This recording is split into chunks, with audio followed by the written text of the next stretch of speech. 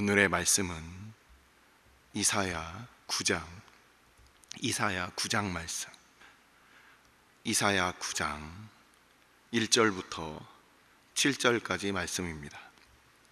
이사야 9장 1절부터 7절까지 말씀. 다 같이 한 목소리로 합독하도록 하겠습니다. 전에 고통받던 자들에게는 흑암이 없으리로다.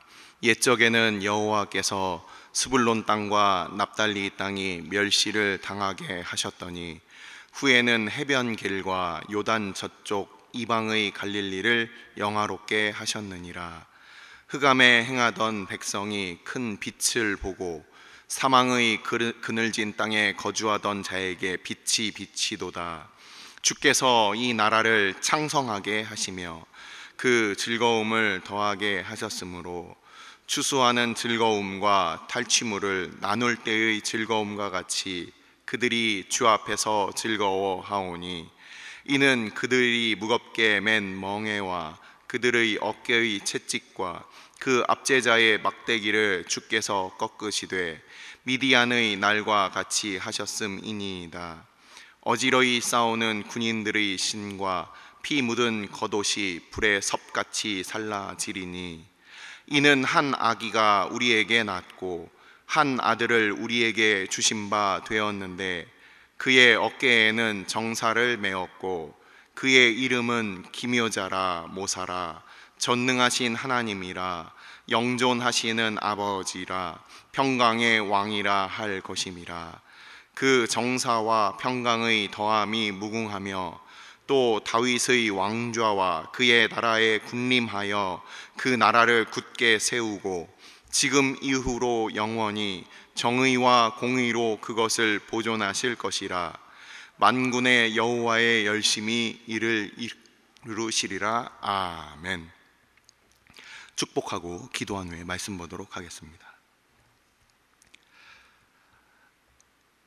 여호와는 내게 복을 주시고 너를 지키시기를 원하며 여호와는 그의 얼굴을 내게 비추사 은혜 베푸시기를 원하며 여호와는 그 얼굴을 내게로 향하여 드사 평강 주시기를 원하노라. 빛 되신 우리 주님, 주께서 이 땅 가운데 오셔서 우리의 빛이 되어 주시어서 흑암에 앉은 우리들이 주의 영광의 빛을 보게 하여 주심을 감사를 드립니다.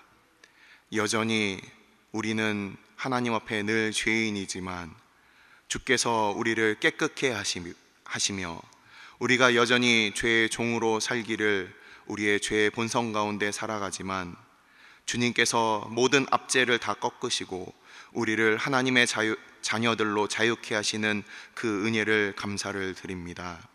이 시간 이사야 선지자를 통하여 약속하셨던 그 말씀, 우리 주님의 오심으로 인하여 이루어졌던 그 말씀, 메시아의 그 언약, 이제 다시 오실 주님으로 완성될 그 언약을 오늘도 주의 백성들로 보게 하여 주시고 듣게 하여 주옵소서.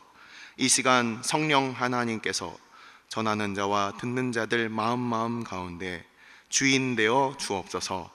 이 모든 말씀 우리 주 예수 그리스도의 이름으로 감사하며 기도드리옵나이다. 아멘. 이사야서 6장, 7장, 8장으로 우리는 지난 한 주간의 말씀을 보았습니다. 한 주간의 주중 설교자들께서 말씀을 잘 전해 주셨고 그 중에서 한 두 가지 정도만 우리가 체크를 하고 그리고 바로 오늘 본문으로 들어가도록 하겠습니다. 이사야의 그 소명 장면이 6장이었고 그리고 7장에서는 아하스 왕에게 이사야 선지자를 보내셔서 그에게 한 징조를 보내실 것을 이야기를 하시고 그리고 그것을 거부하는 아하스 왕과 그리고 그 이후에 다시금 심판을 선포하는 장면이 6장, 7장, 8장으로 이루어져서 한 주간의 말씀이 선포되었습니다. 우리는 그 아하스 왕의 이 모습을 보면서 하나님께서 이 징조를 주시겠다 하지만 이 아하스 왕이 그것을 거부하는 장면을 우리가 보았습니다. 왜 거부했을까? 그에게는 주중에 김만성 목사님께서 말씀하신 바와 같이 당시에 이스라엘은 북쪽으로는 아수르, 서남쪽으로는 이집트, 이렇게 애굽과 아수르 사이에서 그들이 등거리 외교를 하고 있었는데, 아람과 북이스라엘의 르신 왕과 베가 왕이 쳐들어오니까 이 아하스 왕에게는 이 당시에 북쪽에 있었던 강대국 아수르에게 대하여 그의 마음이 쏠려 있었어요. 이미 하나님 전에 있던 그 은과 금을 보내고 그가 아수르를 보험 삼아 있었던 겁니다. 그러니까 이 아하스 왕은 하나님 앞에 징조를 구할 필요가 없다고 생각을 했어요. 그의 삶에 있어서 뭔가 믿을 게 있고 의지할 게 있으니까 그 아하스 왕은 하나님 앞에 징조를 구하고 기도하고 하나님 앞에 나오는 것을 거절하고 있습니다. 우리가 의지하는 것들이 어쩌면 우리들이 하나님 앞에 나아가는 것을 막고 있을 수도 있습니다. 그것을 우리는 하나님 말고 다른 것으로 우리가 의지하는 것을 우리는 우상이라고 부르는 거예요. 이 이사야서 2장에서 우리가 맨 처음 시간에 말씀드린 바와 같이 이 하나님께서 유다와 예루살렘을 버리신 이유가 무엇입니까?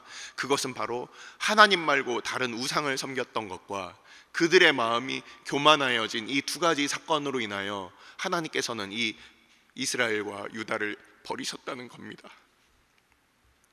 아하스 왕은 그가 뭔가 믿을 것이 있었어요. 하나님 말고 믿을 것이 있었다는 거예요.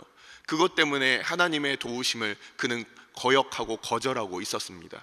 어쩌면 우리가 마음이 가난할 때는 하나님을 찾을 수가 있어요. 하지만 우리 마음 가운데 무엇인가 하나님 말고 다른 믿을 것이 있게 되는 순간부터 그 다음부터 우리는 그 우상을 의지하고 하나님께 나아가는 것을 오히려 거절하게 됩니다. 이러한 모습이 바로 이 7장에 나왔던 모습이었습니다. 근데 하나님께서는 그럼에도 불구하고 이렇게 원하지 않는 믿음 없는 세대 가운데도 하나님께서는 여전히 하나님 편에서 그 메시아를 주실 것을 그것을 말씀하고 있습니다. 그것이 바로 임마누엘, 한 아이가 바로 처녀가 잉태하여 아이를 낳을 것이다. 우리가 잘 알고 있는 이 메시아에 대한 예언이 바로 7장과 8장과 9장 오늘 본문까지 이루어져서 이 메시아 예언이 나오게 됩니다. 이 메시아 예언은 9장에 나타난 오늘 이 예언은 이따가 살펴보겠지만 이사야 22장과 같이 이어져 있습니다. 이사야서 전반적으로 계속해서 심판과 멸망 가운데 하나님께서는 그 영원한 왕, 진짜 왕, 사람이 만들어 놓은 사람의 리더가 아니라 우리를 다스리실 참된 리더, 바로 우리 주님에 대하여 이 이사야 선지자는 중간중간에 계속해서 하나님의 말씀을 전하고 있습니다. 바로 그 내용은 임마누엘이다. 임마누엘, 하나님이 우리와 함께 하신다. 마태복음 바로 예수님께서 태어나실 때 그 이름을 임마누엘이라고 하리라 하는 바로 그 이사야의 예언이 마태복음에서 이루어지는 바와 같이 그 임마누엘, 하나님이 우리와 함께 하신다. 누군가를 보내서 함께 하는 것이 아니라 우리 주님께서 함께 하신다. 영원히 함께 하신다. 그것이 바로 우리 주님께서 말씀하신 그 대위임령 가운데 맨 마지막에 나와 있는 부분입니다. 내가 세상 끝날까지 너희와 함께 있으리라. 이것을 우리 주님께서 그 약속을 이루시는 우리 주님이 이 땅 가운데 오셨다는 것이죠. 자, 오늘 말씀으로 이제 들어갑니다.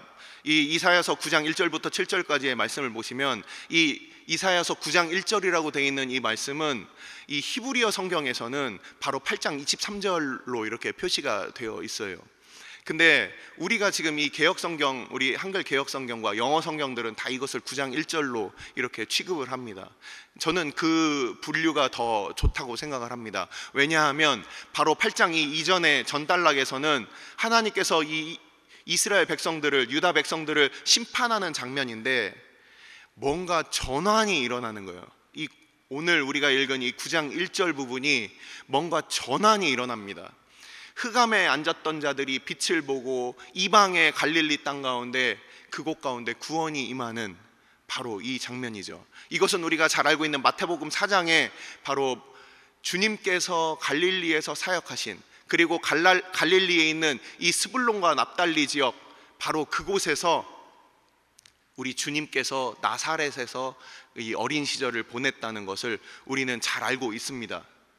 당시에 주목받지 못하던 곳입니다. 이 갈릴리 지역은 사도행전 5장을 보시면 그곳에 갈릴리의 유다라는 사람이 그 갈릴리의 그 험준한 그 지역 가운데 숨어서 그가 반란을 일으켰던 지역이고, 이 갈릴리 지역은 마치 우리나라 옛날에 그 조선 시대를 생각해 보시면 신의주, 의주 지역 또는 함흥 지역, 우리가 그쪽을 보시면 그러면은 그 회령 지역, 이 북쪽의 그 북한 지역, 중국과 접경인 지역을 보시면 한양으로부터는 제일 먼 지역이에요.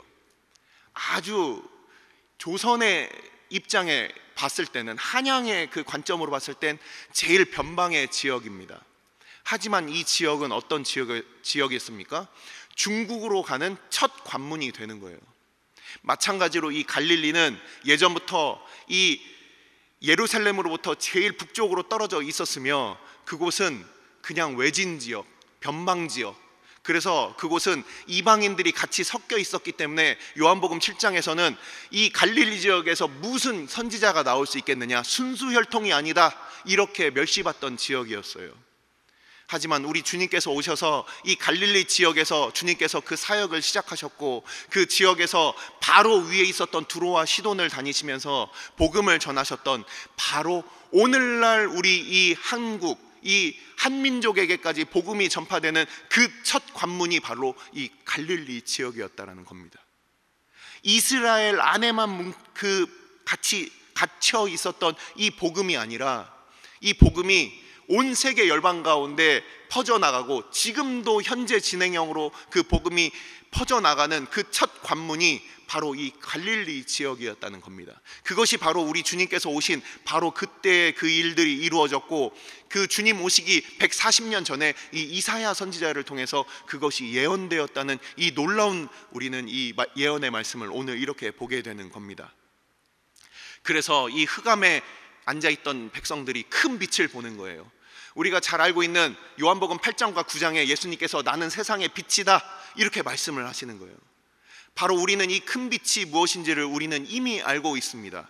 그리고 오늘 말씀은 1절부터 5절까지의 말씀으로 인하여서 이 흑암에 앉아있던 백성들이 그 빛을 보게 되고, 그리고 전쟁 가운데, 압제 가운데, 그 이방 열방 나라들이 이스라엘을 압제하는 가운데 그 모든 멍에가 꺾어지고 그들이 자유함을 얻게 되는, 죄의 종이었던 우리들이 이제는 하나님의 자녀로 그 모든 자유함을 얻게 되는 그 해방과 그 기쁨을, 우리 주님께서 오셔서 그것을 이루시는 것들을 우리는 오늘 말씀과 견주어서 같이 생각을 해볼 수가 있습니다.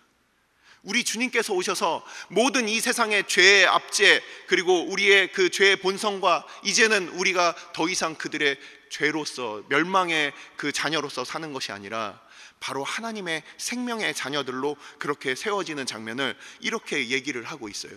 그런 가운데 여러 그 전쟁에서 이기는 그런 장면들이 나옵니다. 이제는 군사들이 신발을 신지 않으면 싸울 수가 없어요. 그 모든 신발들이 다 벗겨져 있고, 그리고 갑옷들이 다 벗겨져 있습니다. 그것을 불사르는 장면이 나와요. 이제 전쟁은 끝이다, 영원한 이제 평화가 오게 된다라는 바로 그 모습을 보여주고 있습니다. 바로 나오는 그 장면에서 평강의 왕이다, 이렇게 우리 주님을 표현을 하고 있어요.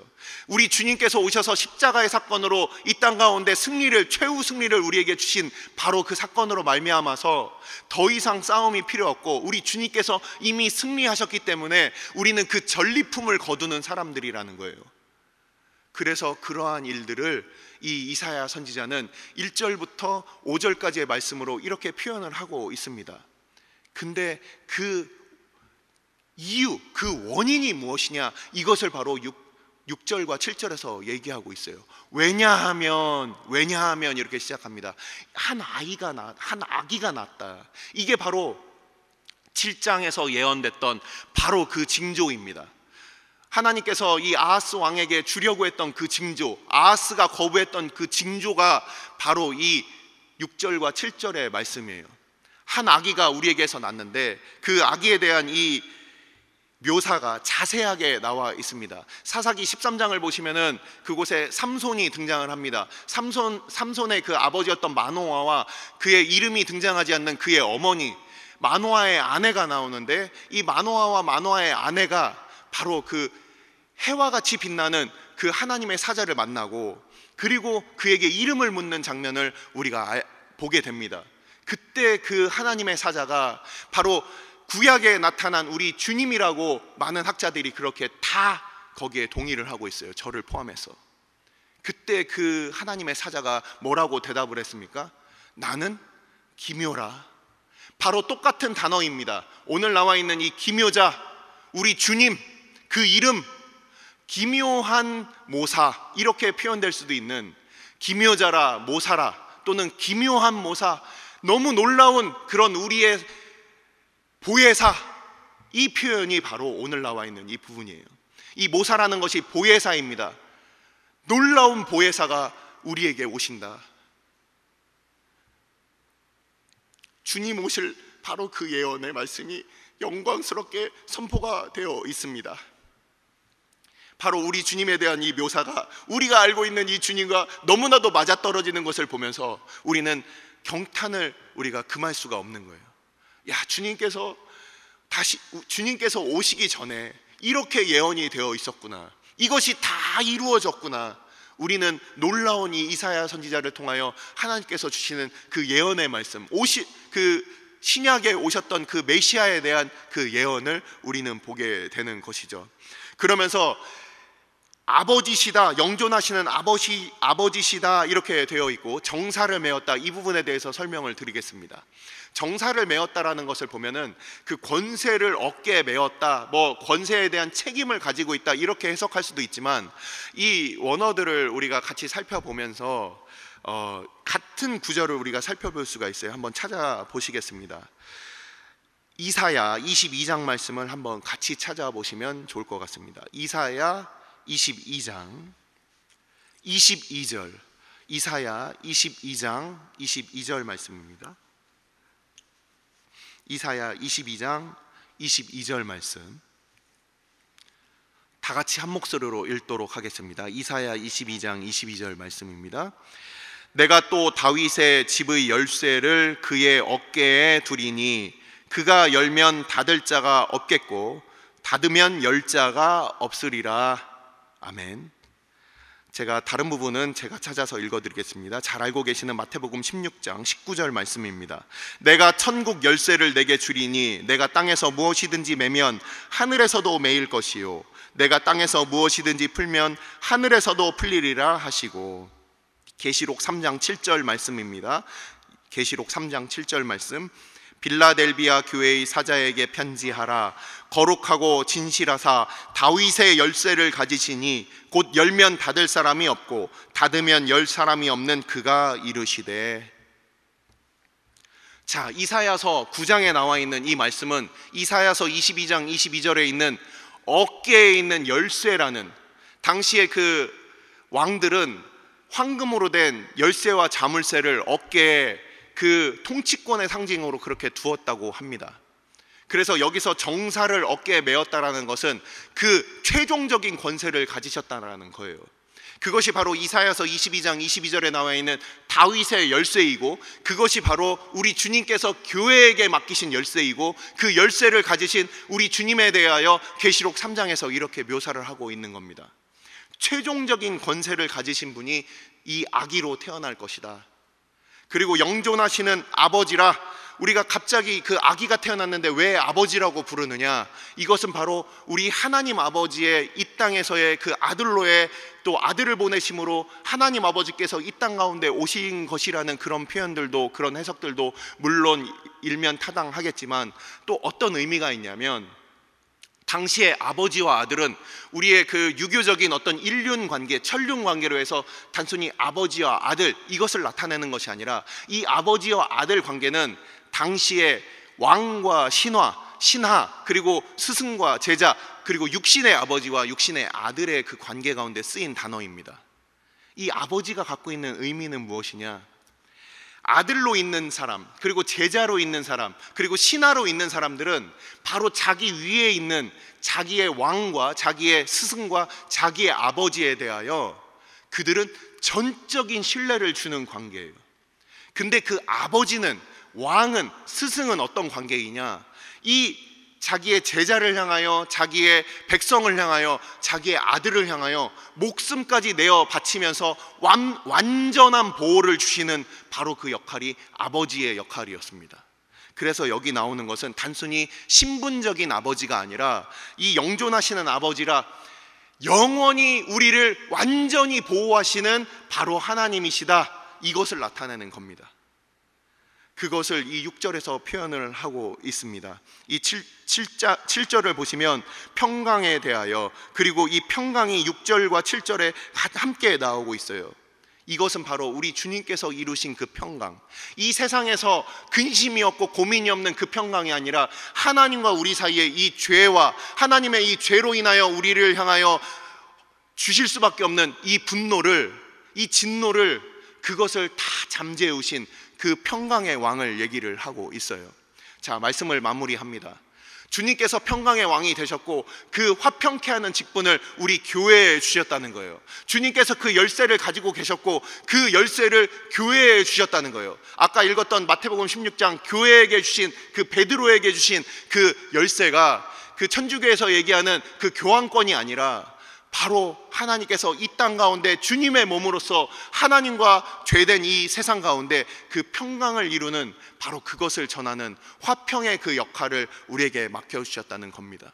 그것은 사람의 힘으로 할 수 있는 것이 아니라 복음의 능력으로, 하나님의 말씀으로 이루어질 수 있는 바로 그것을 우리 교회에 맡겼다는 거예요. 이 열쇠를 가지고 있고 이 직분을 가지고 있는 오늘날의 교회는 바로 이 땅의 평강의 왕으로 오셨던 바로 우리 주님과 같이 다시 오실 주님을 기다리며 우리가 그 열쇠를 가지고 이 사람들 가운데 음부의 권세를, 음부의 권세라고 표현되어 있는 문을 열어 제끼면서 우리가 그 복음을 전하는 바로 이 사명을 오늘날 우리 교회들이 가지고 있다라는 겁니다. 교회를 세우신 하나님의 거룩한 목적은 무엇입니까? 우리 자신의 행복과 안녕이 아니에요. 이 땅 가운데 단지 한국 땅에서 우리가 잘 먹고 잘 살고 아니면 다른 누구보다 좀 더 비교 우위에 있는 그런 삶이 아니라 지금도 복음이 없는 곳들, 그리고 아직도 복음을 듣지 못한 사람들을 향하여서 우리가 그 다윗의 열쇠, 우리 주님의 그 정사를 메으신 바로 우리 주님이 우리와 함께 하심으로 우리가 그 주님을 전하는 그 사명을 오늘도 교회는 가지고 있는 것입니다. 이사야서에서 이 말씀하신 이 예언, 우리 주님의 오심으로 이미 이루어졌고, 그리고 이 이후에 아직 다 이루어지지 않은 바로 이 외의 최종적인 우리 주님 다시 오실 그날, 우리는 그것을 준비하는 교회입니까? 기도하시겠습니다. 우리가 이 시간 함께 기도할 때에 이사야 선지자를 통하여 메시아의 그 예언, 흑암에 있는 자들이 그 빛을 보게 되었습니다. 그것을 예언하셨고 우리 주님께서 오심으로 이미 이루어졌어요. 임마누엘, 하나님이 우리와 함께 하신다라는 그 약속이 또한 우리 주님이 오셔서 이루어졌습니다. 이 놀라운 하나님의 말씀은 이루어졌고 또한 이루어지고 있습니다. 하지만 그 말씀과 동떨어져서 아하스와 같이 오늘날 우리는 무엇인가 믿을 만한 것이 있어서 우리가 마음 쓰고 우리가 이거면 됐다라고 생각하는 그 보장과 보증이 있다라고 우리가 착각하며 혹시 하나님의 말씀과 동떨어져서 그것은 없어도 됩니다, 나의 힘으로 충분합니다, 혹시 우리가 이렇게 살고 있습니까? 이 시간 회개합시다.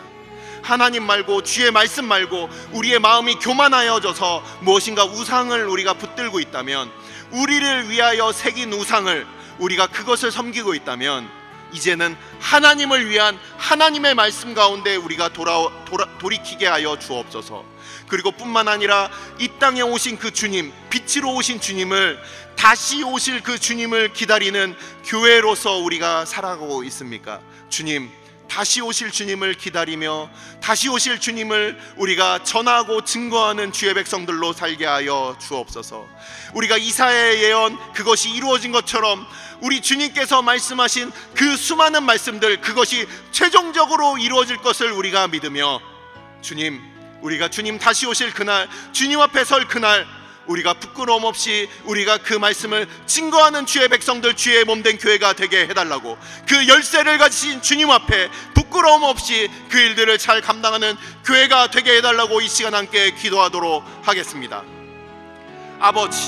아버지께서 주의 백성들 오늘도 불러주시고 우리로 함께 기도하게 하여 주심을 감사를 드립니다. 아버지께서 주의 백성들 한 사람 한 사람 주님께서 기억하여 주시고 말씀 가운데 하나님께서 우리로 주의 말씀을 다시금 깨달아 알 수 있도록 인도하여 주옵소서. 우리가 그강 가운데 살던 이방의 백성들이었지만 주님께서 이 땅 가운데 오셔서 우리를 구원하시고 우리 가운데 그 복음을 우리 가운데 허락해 주신 그 은혜로 말미암아 주님께서 십자가에 달려 죽으심으로 우리를 구원하심이 우리에게 커서 우리가 이제는 주의 백성 되었습니다. 이제는 하나님과 화평케 된 자로 살게 되었습니다. 주님과 화평케 된 주의 백성들, 주의 몸된 교회가 오늘도 화평케 하신 그 직분을 우리가 잘 감당할 수 있는 교회가 되게 하여 주시고 우리가 우상과 우리의 교만 가운데 하나님의 약속을 우리가 멀리하는 자들 되지 아니하도록 우리 가운데 말씀하여 주옵소서. 임마누엘 하시는 우리 주님을 보게 하여 주옵소서. 우리와 세상 끝날까지 함께 하시는 우리 주님, 우리의 마음 가운데 성령을 허락하여 주셔서 우리를 결코 버리지 아니하시는 주님 앞에 우리가 함께 주님과 동행하는 우리들 되게 하여 주옵소서. 우리가 하나님과 함께 행하는 자들 되게 하여 주옵소서. 영원히 주의 백성들과 함께 하신다는 그 약속 우리 가운데 허락하셨사오니 우리가 늘 성령 안에 거하고 성령께서 우리 안에 거하시는 영원한 하나님과 사귐이 우리 가운데 늘 있게 하여 주옵소서. 놀라운 우리의 보혜사가 되시는 주님께서 우리 가운데 함께 하여 주옵소서. 오늘 주일은 특별히 오늘 주일 예배와 주일 사역을 위해 기도하는 날입니다. 내일부터 시작되는 특별 새벽 기도회, 새벽 부흥회를 위해서 함께 기도해 주시기 바랍니다. 사람의 말과 사람의 구호가 그것이 전해지는 시간이 아니라 하나님의 말씀이, 오직 하나님의 말씀이, 사람의 말이 아니라 오직 하나님의 말씀이 증거되는 시간 되게 해달라고, 그리고 그 말씀이 선포될 때 하나님의 백성들 그 마음밭에 주님께서 친히 역사해 달라고 우리 말씀을 위해서 함께 기도해 주시고, 이 시간 기도하실 때 오늘 예배가 하나님 기뻐하시며 하나님의 임재가 있는 예배가 되게 해달라고, 오늘 강단을 살려주시고 말씀 전하시는 담임 목사님 위에 성령으로 기름 부어 달라고, 교회 모든 부서와 섬기시는 일꾼들이 먼저 큰 은혜 누리게 해달라고, 계속해서 담임 목사님을 위해 기도해 주시고 함께 동역하시는 장로님들과 교육자들이 사랑으로 하나 되어 온 교회가 성령으로 충만한 가운데 부흥의 역사를 이루게 해달라고, 주일 예배와 사역을 위해 합심으로 기도하신 후에 자유롭게 기도하시면 되겠습니다. 이 시간 기도하실 때 먼저 저를 따라해 주시기 바랍니다. 주여 은혜를 베풀어 주옵소서. 주여 은혜를 베풀어 주옵소서. 다 같이 합심으로 기도하시겠습니다.